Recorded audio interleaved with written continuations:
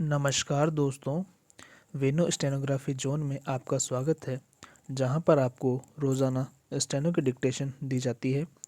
दोस्तों, आज का डिक्टेशन एनसीईआरटी की किताब में से है, जिसकी गति रहेगी 90 से 100 शब्द प्रति मिनट। पूरा 100 भी नहीं रहेगा और पूरा 90 भी नहीं रहेगा। डिक्टेशन को फ्लक्चुएट ज़रूर किया जाएगा। दोस्तों, यह डिक्टेशन सभी प्रतियोगी परीक्षाओं के लिए आपके लिए बेनिफिशियल रहेगी। और जो इसमें क्रॉस लगाया हुआ है, पहला जो क्रॉस आप पीडीएफ में देखेंगे, वह क्रॉस आपको 180 से 190 शब्दों के बाद लगाया हुआ मिलेगा। तो आप गति को ना आके और ना ही उस चीज़ में आप किसी प्रकार की चिंता का कोई विषय है। दोस्तों, डिक्टेशन बहुत बड़ा है, इसलिए आपको इसको 2 भागों में सुनना होगा। पहला पार्ट एक डिक्टेशन और दूसरा पार्ट दूसरी डिक्टेशन बनाया जाएगा। तो डिक्टेशन को आप पसंद आती है तो उसे सब्सक्राइब करें, लाइक करें, कमेंट करें और शेयर करना तो बिल्कुल भी ना भूलें। डिक्टेशन स्टार्ट होने जा रहा है। स्टार्ट। कमजोरी ही है अपनी, पर सच तो यह है कि जरा सी कठिनाई पड़ते बीसों गर्मी, बरसात और वसंत देखने के बाद भी मेरा मन सदा नहीं तो प्राय अनमना सा हो जाता है। मेरे शुभ चिंतक मित्र मुँह पर मुझे प्रसन्न करने के लिए आने वाली छुट्टियों की सूचना देते हैं और पीठ पीछे मुझे कमज़ोर और जरा सी प्रतिकूलता से घबराने वाला कहकर मेरा मजाक उड़ाते हैं। मैं सोचता हूँ, अच्छा, अब कभी उन बातों को न सोचूंगा। ठीक है, जाने दो, सोचने से होता ही क्या है। पर बरबस मेरी आंखों के सामने शरद की शीत किरणों के समान स्वच्छ शीतल किसी की धुंधली छाया नाच उठती है। मुझे लगता है जैसे कुआर के दिन आ गए हैं। मेरे गांव के चारों ओर पानी ही पानी हिलोरे ले रहा है।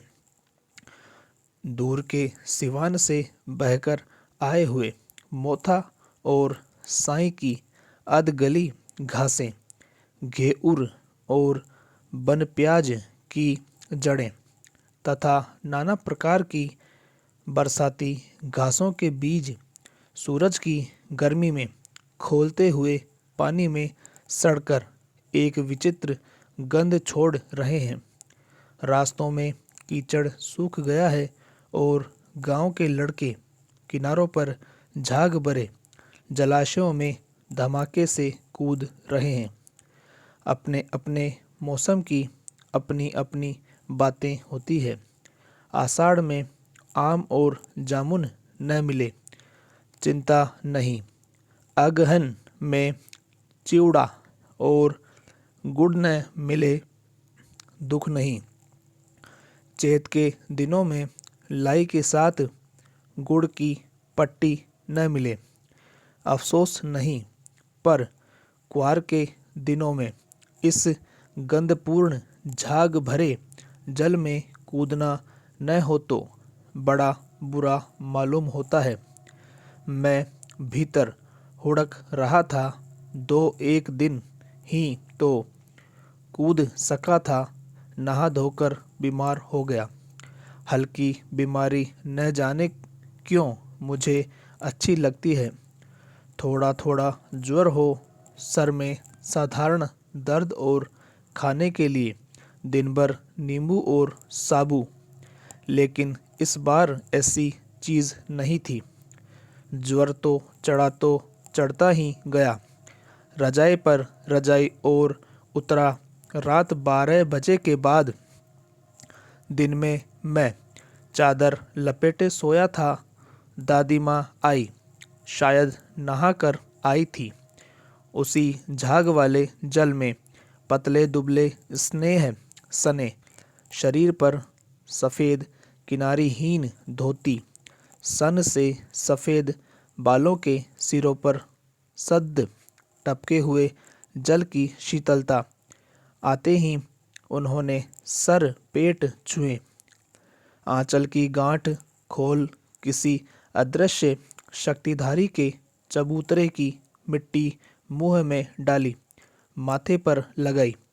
दिन रात चारपाई के पास बैठी रहती, कभी पंखा झलती, कभी जलते हुए हाथ पैर कपड़े से सहलाती, सर पर दालचीनी का लेप करती और बीसों बार छू छू कर ज्वर का अनुमान करती। हांडी में पानी आया कि नहीं, उसे पीपल की छाल से छोंका कि नहीं, खिड़की में मूंग की दाल एकदम मिल तो गई है, कोई बीमार के घर में सीधे बाहर से आकर तो नहीं चला गया, आदि लाखों प्रश्न पूछ पूछ कर घरवालों को परेशान कर देती। दादी माँ को गवई गांव की 50 किस्म की दवाओं के नाम याद थे। गांव में कोई बीमार होता, उसके पास पहुंचती और वहां भी वही काम, हाथ छूना, माथा छूना, पेट छूना, फिर भूत से लेकर मलेरिया, सरसाम, निमोनिया तक का अनुमान विश्वास के साथ सुनाती। महामारी और विषुचिका के दिनों में रोज सवेरे उठकर स्नान के बाद लवंग और गुड़ मिश्रित जलधार, गुग्गल और धूप सफाई कोई उनसे सीख ले। दवा में देर होती, मिश्री या शहद खत्म हो जाता, चादर या गिलाफ नहीं बदले जाते तो वे जैसे पागल हो जाती। बुखार तो मुझे अब भी आता है, नौकर पानी दे जाता है, मेस महाराज अपने मन से पकाकर खिचड़ी या साबू, डॉक्टर साहब आकर नाड़ी देख जाते हैं और कुनेर मिक्सचर की शीशी की तिताई के डर से बुखार भाग भी जाता है। पर जाने क्यों ऐसे बुखार को बुलाने का जी नहीं होता। किशन भैया की शादी ठीक हुई, दादी माँ के उत्साह और आनंद का क्या कहना। दिन भर गायब रहती, सारा घर जैसे उन्होंने सर पर उठा लिया हो। पड़ोसने आती, बहुत बुलाने पर दादी माँ आती। बहन बुरा न मानना, कार परोजन का घर ठहरा। एक काम अपने हाथ से न करूं तो होने वाला नहीं। जानने को यों सभी जानते थे कि दादी माँ कुछ करती नहीं, पर किसी काम में उनकी अनुपस्थिति वस्तुतः विलंब का कारण बन जाती। उन्हीं दिनों की बात है, एक दिन दोपहर में घर लौटा। बाहरी निकसार में दादी माँ किसी पर बिगड़ रही थी। देखा पास में कोने में दुबकी रामी की चाची खड़ी थी। सोना होगा धन्नो, रुपए मैं सूद के आज दे दे, तेरी आंख में तो शर्म है नहीं। मांगने के समय कैसी आई थी, पैरों पर नाक रगड़ती फिरी। किसी ने एक पाई भी न दी। अब लगी है आजकल करने फसल में दूंगी, फसल में दूंगी। अब क्या तेरी खातिर दूसरी फसल कटेगी। दूंगी मालकिन, रामी की चाची रोती हुई दोनों हाथों से आंचल पकड़े दादी माँ के पैरों की ओर झुकी। बिटिया की शादी है, आप न दया करेंगी तो उस बेचारी का निस्तार कैसे होगा। हट हट, अभी नहा के आ रही हूँ।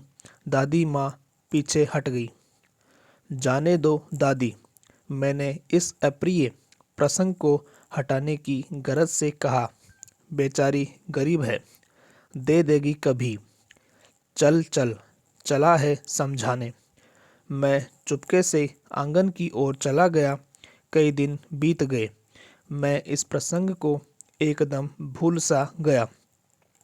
एक दिन रास्ते में रामी की चाची मिली। वह दादी को पूतो फलो दूधो नहाओ का आशीर्वाद दे रही थी। मैंने पूछा क्या बात है धन्नो चाची, तो उसने विहल होकर कहा, उरीन हो गई बेटा, भगवान भला करे। हमारी मालकिन का कल ही आई थी, पीछे का सभी रुपया छोड़ दिया, ऊपर से 10 रुपए का नोट देकर बोली, देखना धन्नो, जैसी तेरी बेटी वैसी मेरी, 10 5 के लिए हंसाई न हो। देवता है बेटा देवता।